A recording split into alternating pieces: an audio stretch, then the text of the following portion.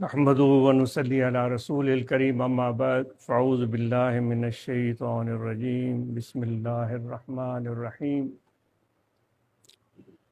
فاذکرونی اذکرکم واشکروا لی ولا تکفرون آمنت باللہ صدق اللہ مولانا العظیم وقال اللہ تبارک وتعالی فی شان حبیبہ بسم اللہ الرحمن الرحیم ان اللہ وملائکتہ یصلون علی النبی یا ایہا الذین آمنوا صلوا علیہ وسلموا تسلیما اللہم صلی علی سیدنا و مولانا محمد وعلی آلہ واصحابہ اجمعین۔ سامعین، یہاں پر الحمدللہ دور دراز سے آپ دوست تشریف لائے ہیں، یہاں کے جو رہنے والے ہیں ان سے ایک دو دن سے ملاقاتیں بھی ہوئیں، ان کے ساتھ بیٹھنے کا موقع میسر ہوا، تو یہ بیٹھنا ملنا ملاقات کرنا ساتھ وقت گزارنا یہ بے حد ہی اہم چیز ہوتی ہے، بلکہ صحبت ہی اصل چیز ہے جس کو شاید ہم اتنی اہمیت نہیں دیتے۔ گفتگو اور کلام، تقاریر اور واعظ، دلیل، دلائل، ان سب چیزوں سے بڑھ کر اثر ڈالنے والی چیز وہ صحبت ہوتی ہے۔ تو اس لیے صحابہ کو بھی صحبت کرنے والا حضور علیہ الصلوۃ والسلام کی ساتھ بیٹھنے والا کہا گیا ہے۔ اگر صحبت جس طرح کی کرنی چاہیے وہ آدمی کرے تو صحبت کے اثرات مرتب ہوتے ہیں۔ اگر جس طرح کے ابھی مولانا صاحب حضرت غوث اعظم پیران پیر دستگیر رضی اللہ تعالیٰ عنہ کے حوالے سے گفتگو کر رہے تھے، تو وہ بھی اپنی صحبت کے حوالے سے کچھ یوں ارشاد فرماتے ہیں، کیونکہ آج بہت ساری چیزیں ہمارے سامنے ہوتی ہیں، بہت ساری باتیں ہم سنتے ہیں، لیکن جو کوئی ہم میں سے صحبت کے ذریعے فائدہ حاصل کرنا چاہتا ہے، اگر وہ چاہتا ہے، اگر کسی کے دل میں یہ ارادہ نہیں ہے کہ وہ صحبت سے فائدہ اٹھائے اور وہ اس کے ثمرات کو سمیٹے، اگر اس کا ارادہ نہیں ہے تو یہ اس کی خوشی ہے۔ لیکن بالعموم ہم طریقت سے وابستگی کی باتیں کرتے ہیں کہ ہم طریقت سے وابستہ ہیں، ہم نسبت رکھتے ہیں، تو پھر ہمیں نسبت و طریقت کے حوالے سے جو بنیادی چیزیں ہیں ان کا ادراک ہونا چاہیے۔ ایسے صحبت کرنا، گئے بیٹھے، نشستند رفتند نشستند و برخاستند و خوردند بھی کہہ دیں، گئے بیٹھے، گپ ماری، کھانا کھایا اور چلے گئے، یہ بھی صحبت کہلواتی ہے۔ ہمارے اس کلچر میں، ہمارے اس ماحول میں یہ بھی ایک صحبت کہلواتی ہے، لیکن یہ تو ہو گئی ہماری دنیا داری۔ ہم تو وہ بات کر رہے ہیں جو طریقت کے حوالے سے ہے، جو تصوف کے حوالے سے ہے۔ اگر وہ جو ہم بات کر رہے ہیں روح کے روح سے ملاقات کی، روح کی روح سے مناسبت کی، روح کی روح سے قربت کی۔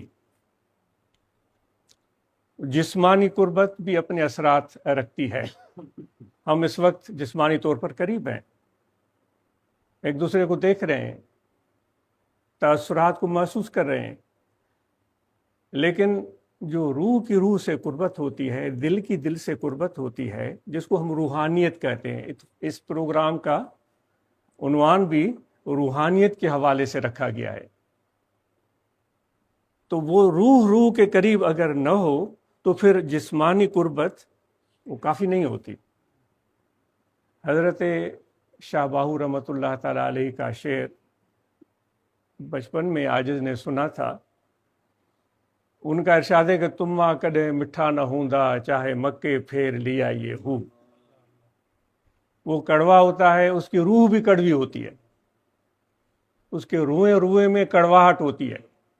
تو حضرت شاہ باہو رحمۃ اللہ تعالیٰ علیہ فرماتے ہیں کہ اس کو آپ مکے لے جائیں، اس کو خانہ کعبہ کا طواف کروائیں، اس کو صفا مروہ کا سعی کروائیں، سارے ارکان اس وہ تما جو کڑواہٹ کی وجہ سے مشہور ہے وہ سارے ارکان ادا کر لے، واپس لے آئیں اپنے وطن میں، تو باہو صاحب رحمۃ اللہ تعالیٰ علیہ فرماتے ہیں وہ کڑوے کا کڑوا ہی رہے گا،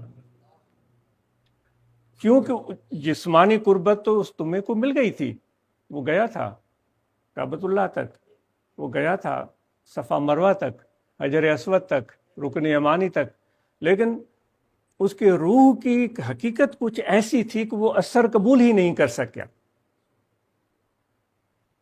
تو یہ روح کی قربتیں اور مناسبتیں طریقت میں بڑی معنی رکھتی ہیں۔ غوث اعظم رضی اللہ تعالیٰ نے فرماتے ہیں وَإِذَا دَخَلْتَ عَلَيَّ فَادْخُلْ عُرْيَانًا۔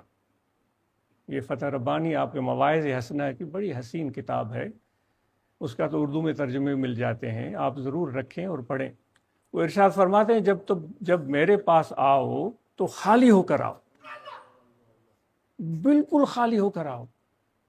اب ہم یہاں بیٹھے ہوئے ہیں، یہاں آئے ہیں، شاید روحانی صحبت چاہتے ہوں، یا چاہے ہو سکتا ہے جسمانی صحبت چاہتے ہوں، ہو سکتا ہے جسمانی قربت ہی ہمارا مقصد ہو سکتا ہے کسی کے دل میں یہ ہو کہ روحانی قربت ملے، تو کچھ مناسبت پیدا ہو، کوئی فائدہ حاصل ہو۔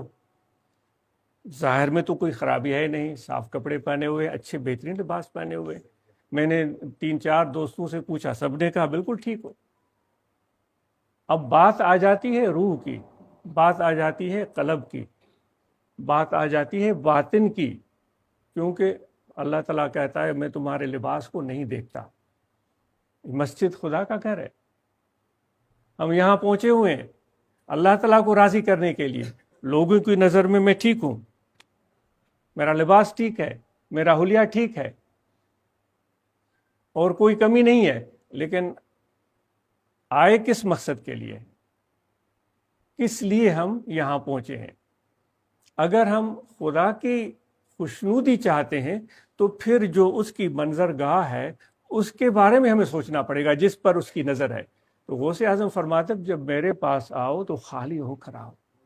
پھر آگے ارشاد ہے، ان کے الفاظ مجھے وہ اس وقت ذہن میں نہیں آ رہے، فرما اپنی ذات سے، اپنے علم سے، اپنی انا سے، اپنے شان سے، اپنے مان سے، ان سب چیزوں سے خالی ہو کر آؤ اور پھر آ کر میرے پاس بیٹھو، تاکہ کچھ جس طرح وہ تختی ہوتی ہے، اسکول میں لے جاتا ہے ایک شاگرد تو وہ بالکل خالی ہوتی ہے، صاف ہوتی ہے، تبھی ٹیچر یا استاد اس پر کچھ حروف نقش کرتا ہے، وہ کچھ لکھنے کے قابل ہوتا ہے۔ اگر وہ تختی پہلے ہی بھری ہوئی ہو تو اس پر کیا لکھے گا؟ تو صحبت کے لیے، اگر روحانی مناسبت کے لیے، تو سب سے پہلی بات یہ ہے کہ کسی کے پاس بھی ہم جائیں اور اس سے کچھ سیکھنا چاہیں تو پھر ہمیں خالی ہو کر جانے کی ضرورت ہے، اور پھر ان کے اثرات کو ہم اپنے اوپر مرتب ہونے کے بعد خود کو ٹٹولیں کہ جتنے لمحے ہم بیٹھے اس کا فائدہ کیا ہوا۔ جن کے پاس بیٹھ کر اگر ہمارے درد کی دوا ہوتی ہے، ہمارے روح کا علاج ہوتا ہے، ہمارے باطن میں بہتری آتی ہے، ہمارے عادات میں تبدیلی آتی ہے، ہمارے رویوں میں بہتری آتی، تصوف ہے اسی چیز کا نام۔ تو اس لیے دوستو، ہم جب یہاں بیٹھے ہیں تو ہمارے روح کی مناسبت، موافقت، قربت بے حد معنی رکھتی ہے، اور اس طرف ہمیں توجہ دینے کی ضرورت ہے۔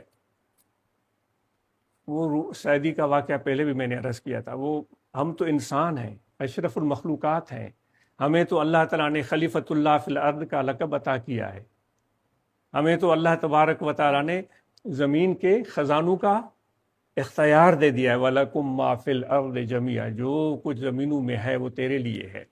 وہ اور بات ہے کہ ہم کوئی تحقیق نہیں کرتے، کوئی کوشش نہیں کرتے، کوئی دماغ نہیں لڑاتے، کوئی عقل سے کام نہیں لیتے، ہم بس ایک چند محدود عادتوں کے پابند ہیں اور انہی میں بند رہتے ہیں۔ یہ ہماری کمزوری ہے، لیکن اللہ تعالیٰ نے تو یہ سارے خزانے ہمارے لیے پیدا کر دیے، اور لوگ جو اس تحقیق میں، اس علم میں، اس عقل کے میدان میں آگے بڑھتے ہیں تو وہ کہاں سے کہاں پہنچ چکے ہیں۔ ہمارے پاس اس وقت تک تو ہم ہاتھ خالی ہیں۔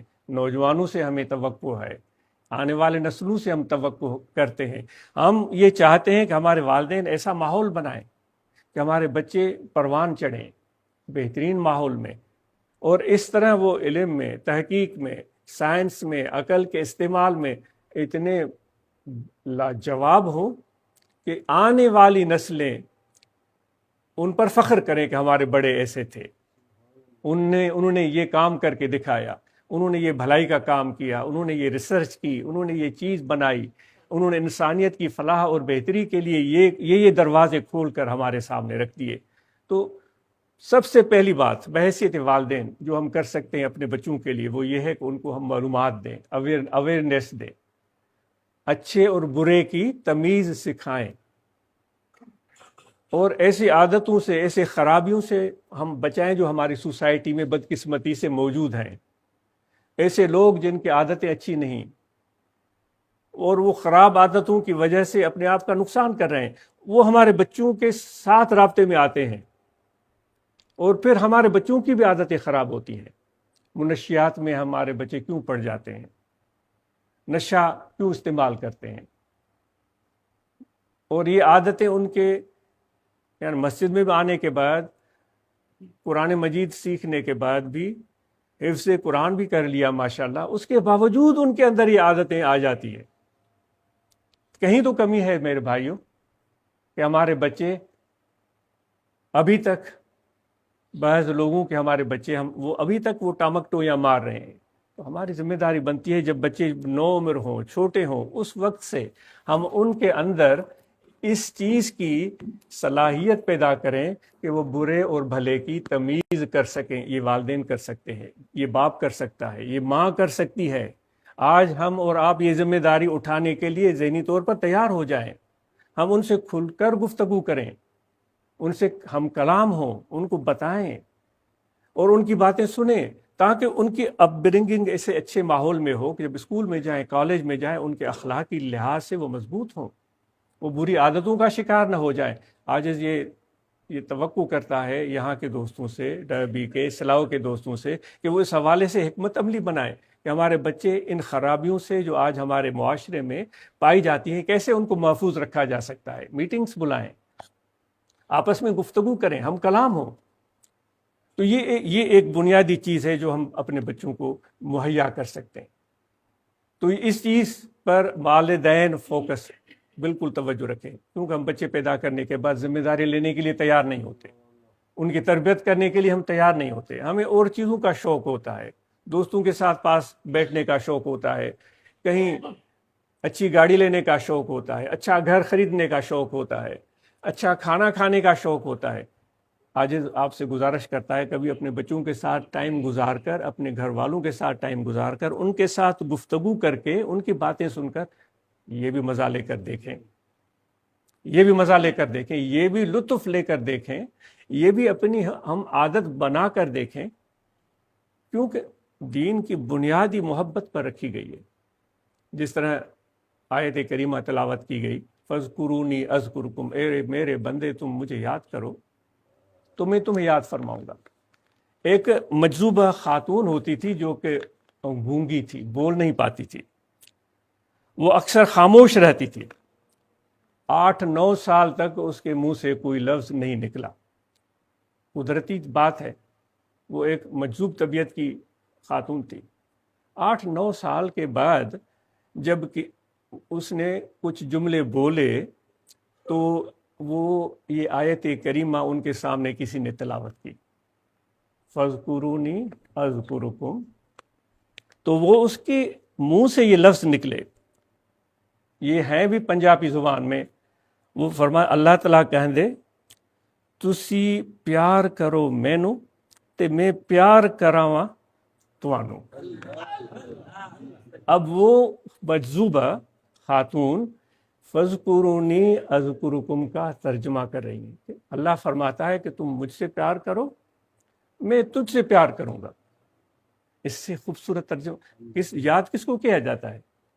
یاد کس کو کیا جاتا ہے؟ جس سے محبت ہوتی ہے. اور کس کے ساتھ یہ ہم کلامی ہم کرتے ہیں کہ بھائی مجھے یاد کر لیا کرو، جس سے ہمیں پیار ہوتا ہے. وہ یادگیری میں ہم پھر دنیا داری کو لے آئیں تو یہ اور بات ہے. کہتے ہیں دو دوست تھے، ان کی آپس میں بڑی محبت تھی، وہ کم از کم لگتا ایسے تھا. انہوں نے کافی دن سفر کیا تو ایک دوست نے دیکھا کہ میرے دوست نے بڑی قیمتی انگوٹھی پہنی ہوئی ہے. یہ عربی لٹریچر کی ایک چھوٹی سی کہانی ہے. تو اس میں بڑا خوبصورت ہیرا جڑا ہوا تھا، بڑی مہنگی انگوٹھی تھی. جب دوستوں کی آپس میں اجازت لینے کا وقت آیا تو انہوں نے ایک دوسرے کو کندھے سے لگایا، جانے لگے.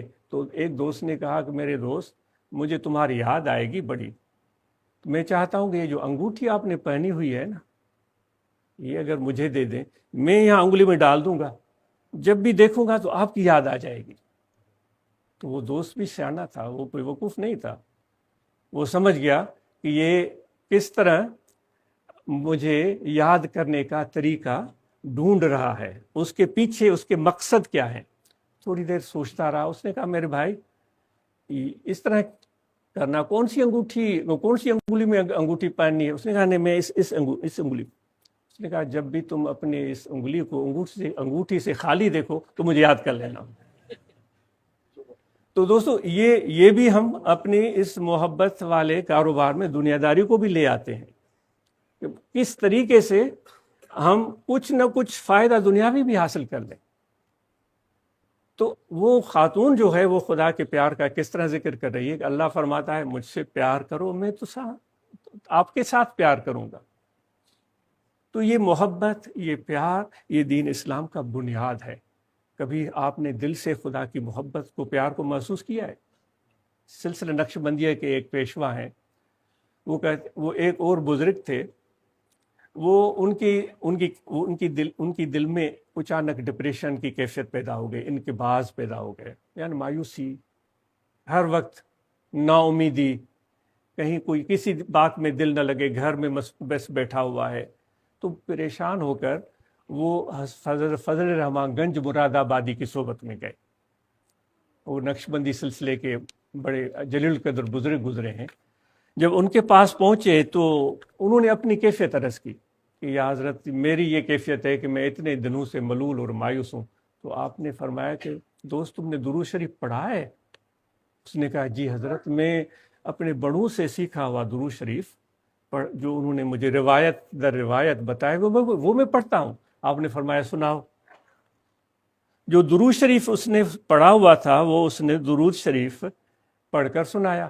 آپ نے فرمایا، ارشاد فرمایا کہ میرے بھائی ہم چاہتے ہیں کہ تم عشق والا درود پڑھو، عشق والا درود پڑھو. اس نے کہا حضور عشق والا درود کیا ہوتا ہے، آپ مجھے بتائیں. تو آپ نے ان کے سامنے یہ الفاظ فرمائے کہ بھائی تم یہ کہو کہ پیار کرے اللہ پیارے محمد کو اور ان کی پیاری آل کو. پیار کرے اللہ پیارے محمد کو اور ان کی پیاری آل کو. اب دیکھیں الفاظ وہ جو ہم کہتے ہیں اللہ تعالیٰ رحمت نازل فرماتا ہے اپنے حبیب پر، اور فرشتے ان کے لیے دعائیں کرتے ہیں اے ایمان والو آپ بھی درود و صلاح حضور علیہ السلام کی بارگاہ میں بھیجو. تو رحمت جو ہے دل میں تب پیدا ہوتی ہے جب پیار آتا ہے، یعنی اس رحمت کا جو بنیاد ہے وہ محبت اور پیار ہوتا. تو اگر ہم بھی چاہتے ہیں کہ ہمارے دل کے سینے کے پردے حجابات ہٹ جائیں، ہمارے دل بھی کھل جائیں، ہمارے اندر بھی وہ محبت کے آثار اور وہ پیدا ہونا شروع ہو جائیں، تو پھر درود سلام جس طرح اس اللہ کے پیارے ولی نے جس مفہوم کے ساتھ بتایا، کم از کم الفاظ تو اللہم صلی علی سیدنا و مولانا محمد وعلی آلہ وصحبہ اجمعین ہوں، لیکن دل کے اندر اگر یہ الفاظ آ جائیں کہ اللہ تعالیٰ اپنے نبی سے پیار کرتا ہے، محمد سے پیار کرتا ہے، اللہ تعالیٰ اپنے نبی کی اولاد سے، آل سے پیار کرتا ہے، تو اس مفہوم سے دل کتنا مسرور اور خوش ہو جاتا ہے۔ تو اس لیے میرے دوستو، یہ جو ذکر کرنا ہے اللہ تعالیٰ کا، اس کا بنیاد خدا کا پیار ہے بندوں کے ساتھ، اور ہمیں بھی چاہیے کہ اللہ تعالیٰ کے ساتھ پیار کریں۔ اس پیار کی کیفیت کو چند لمحوں کے لیے ہم دل میں محسوس کریں، کیونکہ وہ ہمیں دعوت اللہ تعالیٰ دے رہا ہے کہ بس تم مجھے یاد کرو۔ حالانکہ وہ بے پرواہ ہے، اس کو کسی کی یاد کرنے سے فرق نہیں پڑتا، وہ یاد کوئی کرے یا نہ کرے اس کے لیے کوئی فرق نہیں پڑتا، لیکن اس کے باوجود ہمیں فرما رہا ہے نہیں تم مجھے یاد کرو۔ تو وہ اس لیے کہ ہم سے محبت کرتا ہے، ہم سے پیار کرتا ہے۔ جو بھی جس کی جیسی شکل ہو، جیسی قومیت ہو، جیسا قبیلہ ہو، جس علاقے کا، جس زبان کا بولنے والا ہو، ان سے اللہ تعالیٰ محبت فرماتا۔ تو ہمیں اس محبت اور پیار کو دل کے اندر محسوس کرتے ہوئے ذکر کرنا، یہ چیز سیکھنے کی ضرورت ہے۔ آپ سب کو اس کی دعوت دی جاتی ہے، ہمیشہ ہم یہاں یہ دعوت عرض کرتے ہیں۔ پہلی بات تو صحبت کی ہوئی کہ صحبت کے لیے تو پھر روح کو روح سے ملانا ہوتا ہے، ورنہ تو پھر کچھ فائدہ نہیں ہوتا۔ کوئی قربت ہوتی ہے، شکل دیکھی، وہ تو 10 بار پہلے بھی دیکھ چکے ہیں، آپ میری شکل دیکھ چکے ہیں، میں آپ کی شکل دیکھ چکا ہوں۔ وہ تب ممکن ہوتا ہے جس طرح حضرت سیدنا صدیق اکبر رضی اللہ تعالیٰ نے حضور اکرم نور مجسم صلی اللہ علیہ وسلم کے چہرے انور کو دیکھتے تھے تو کیا کہتے تھے؟ میں نے مشرق، مغرب، شمال، جنوب ہر طرف دیکھا ہے، لیکن آپ جیسا کوئی نظر نہیں آیا۔ تو یہ ان کی دیکھنے کا ایک انداز تھا۔ وہ یہ کہتے تھے کہ یا رسول اللہ صلی اللہ علیہ وسلم، جدھر دیکھتا ہوں مجھے آپ کا چہرہ انور نظر آتا ہے۔ وہ ان کے بارے میں امام غزالی فرماتے ہیں کہ اور جتنے صحابہ تھے وہ اور عملی میدان میں، عبادات میں، دیگر چیزوں میں حضرت ابوبکر سے آگے ہو سکتے ہیں، لیکن حضرت ابوبکر رضی اللہ تعالیٰ نے زیادہ حضور کے پسندیدہ اور محبوب کیوں بنے؟ اس لیے بنے کہ وہ پیار کرنے میں سب سے آگے تھے، محبت کرنے میں سب صحابہ سے وہ آگے تھے۔ تو آپ اور ہم کو یہ دعوت ہے کہ اللہ تعالیٰ سے پیار کریں، اللہ تعالیٰ کے پیارے پیغمبر علیہ الصلاۃ والسلام کی ذات سے پیار کریں۔ یہ الفاظ کا مجموعہ نہیں، یہ الفاظ بولنے کے لیے، اس کے لیے ناکافی ہیں۔ الفاظ کے پیچھے اگر ہم لگیں گے تو پھر ہم آج تک جیسے رہیں ویسے کے ویسے رہیں گے۔ اندر کو ٹٹولو، اپنے روح کو اپنے روح کو دیکھو، اپنے باطن کو بناؤ، اپنے قلب کو درست کرو، کہ اللہ تعالیٰ فرماتا ہے میں تمہاری شکل اور صورتوں کو نہیں دیکھتا، میں تمہارے دلوں کو دیکھتا ہوں۔ پھر پہلی ابتدائی احادیث میں سے، مشکوٰۃ شریف آپ کھولیں، ابتدائی احادیث میں سے اللہ تعالیٰ فرماتا ہے تمہارے عملوں کا مدار تو نیتوں پر ہے۔ ہماری نیت کیا ہے، وہ ساری چیزیں اس پر کھڑی ہو جاتی ہیں۔ اور پھر ساتھ میں یہ عرض کیا گیا کہ ہم اپنے گھر میں اپنے بچوں کے ساتھ رابطہ بڑھائیں، ان کو گفتگو کرنے کا موقع دیں، ان کا اعتماد بڑھائیں، ورنہ تو یہ ہو سکتا ہے کہ آیت کریمہ کا مفہوم عرض کرتا ہوں کہ روز قیامت جب کچھ لوگ اللہ تعالیٰ کی بارگاہ میں پیش کیے جائیں گے تو اللہ تعالیٰ کی بارگاہ میں وہ کہیں گے اے پروردگار، میں بحیثیت والد اپنے آپ کو بھی آیت یاد دلانا چاہتا ہوں، اور جتنے والدین یہاں بیٹھے ہوئے ہیں ان کو بھی یہ آیت یاد دلانا چاہتا ہوں۔ وہ کہیں گے یا رب العالمین، ہمیں تو سزا مل گئی کہ ہم جہنم کی طرف جا رہے ہیں، لیکن پروردگار ہمارے بڑوں کو ہم سے دگنا عذاب دیجیے گا، کیونکہ انہوں نے ہمیں کبھی بتایا نہیں کہ ٹھیک کیا ہے اور غلط کیا ہے۔ تو جتنے دوستوں بیٹھے ہو، آج تو یہ ہم اور آپ کو ذمہ داری لینی پڑے گی کہ اپنے بچوں کے ساتھ کمیونیکیشن، گفتگو، اور ان کی بات سننا، ان کو موقع دینا کہ وہ بولیں، گفتگو کریں، اور پھر ان کو محبت، پیار اور نرمی کے ساتھ ان سب خرابیوں سے بچانا ہے، خصوصاً جو منشیات ہیں، جو خرابیاں ہمارے اندر گھر کر چکی ہیں، ان منشیات سے بچانے کے لیے آپ نے اور ہم نے مل کر جدوجہد کرنی ہے اور ان بچوں کی مدد کرنی ہے۔ تو اس کے لیے ذکر کی دعوت عرض کی جاتی ہے، کیونکہ گفتگو کا ماحصل یہی 2-3 چیزیں تھیں۔ ایک تو بحیثیت والدین ہماری ذمہ داری کیا ہے، دوسرا یہ کہ صحبت گفتگو کی محتاج نہیں ہے، دلائل کے محتاج نہیں ہے. صحبت کے لیے قلبی تعلق چاہیے، دل کا رابطہ چاہیے. میں سعیدی کی بات عرض کر رہا تھا کہ وہ کہتے ہیں میں غسل خانے میں گیا تو لوگ مٹی جسم کو مل رہے تھے، میں پریشان ہو گیا. میں پریشان ہو گیا کہ مٹی تو میل اور کچیل ہوتی ہے، جسموں کو کیوں مل رہے ہیں. گلے خشبو ادھر حمام روزے، رسید دست محبوب بدستم، بدو گفتم کہ مشکی یا عبیری، ازبوئے دلا ویزو تو مستم. میں نے اس کو بولا کہ میں بھی مل رہا ہوں. میں نے مٹی کو بولا کہ تو مشک ہے یا عنبر ہے، ایسی خوشبو تیرے اندر کہ میں اپنے چہرے کو بھی لگا رہا ہوں، جسم کو بھی لگا رہا ہوں. تو بگفتہ من گلے ناچیز بودم. مٹی بولنے لگی کہ میں ایک عاجز سی مٹی تھی جو پاؤں تلے پڑی رہتی ہے. بگفتہ من گلے ناچیز بودم ولیکن مدت باگل نشستم. لیکن فرق یہ ہے کہ مجھے کچھ دنوں کے لیے پھول کی صحبت مل گئی تھی، گلاب کی صحبت مل گئی تھی، گلاب کی صحبت مل گئی تھی. جمال ہم نشین در من اثر کر. اور میں نے اپنے آپ کو بھلا دیا تھا، میں نے اپنے پھول کو سب کچھ سمجھ لیا تھا کہ جو کچھ ہے وہ پھول ہے میرے لیے. میں جب اس پھول میں گم ہو گئی تو میرے ہم نشین کا جمال میرے اندر آ گیا، اس کی خوبصورتی میرے اندر آ گئی. میں پھر مٹی نہ رہی، میں ایک خوشبودار مٹی بن گئی. ہمیں بھی اللہ تعالیٰ نے مٹی سے بنایا ہے، پانی اور مٹی سے بنایا ہے. اگر کسی خوبصورت ہم نشین کا جس کے اندر بہترین اخلاق و عادات ہوں، ان کے اثرات اگر ہمارے اوپر بھی آ جائیں تو پھر اس مٹی کی طرح ہم بھی خدا کے محبوب بن سکتے ہیں. وگرنہ من ہما خاکم کے ہستم. تو صحبت کے لیے روحانی قربت چاہیے، صحبت کے لیے بیٹھنا اور متوجہ ہو کر رہنا، اور پھر اثرات کو محسوس کرنا دل کے اندر. اور جس طرح صحابہ بیٹھتے تھے حضور کی صحبت میں کہ جیسے ان کے سروں پر پرندے بیٹھے ہوئے ہیں. اور پھر ذکر کی دعوت عرض کی جاتی ہے، یہاں دل ہے، اس دل میں توجہ رکھیں، کھڑے بیٹھے لیٹے سوئے جاگے ہر وقت، کیونکہ باطن کو سنوارنا ہے، سجانا ہے. تو کل بھی ذکر کریں کہ یہ دل ذکر کر رہا ہے اللہ اللہ اللہ اللہ اللہ اللہ اللہ. یہ خفی ذکر ہے، یہ خاص ذکر ہے، یہ دل سے ہوتا ہے، اس کا واسطہ زبان سے نہیں ہے. توجہ رکھیں. جس طرح میں نے عرض کیا نا، درود شریف ہم زبان سے پڑھتے ہیں، لیکن دل میں اگر اس کا مفہوم پیار والا لے آئیں، اللہ تعالیٰ پیار فرماتا ہے محمد صلی اللہ علیہ وآلہ وسلم کے ساتھ، اس کا تأثر کچھ اور ہو جاتا ہے. تو وہی ذکر اپنے دل کی گہرائیوں میں محسوس کریں اللہ تعالیٰ کی محبت اور پیار کو، اور صحبت کریں اور مراقبہ کریں. اور ہم سب نماز پنجگانہ ادا کریں، اور ساتھ میں رمضان شریف کے مہینے میں روزے رکھیں. ہم میں سے جس کسی پر زکوٰۃ لازم ہے وہ زکوٰۃ ادا کرے، جس کسی پر حج فرض ہے وہ حج ادا کرے. اور یہاں نیلسن کے دوستوں نے بڑی یہ محفل منعقد کی، اتنی محبت اور پیار سے آپ کا بہت شکریہ. آپ کی محبتوں اور پیار کو دیکھ کر دلی مسرت ہوئی، اور دعا ہے کہ یہ آپ کی محبتیں اور بڑھیں.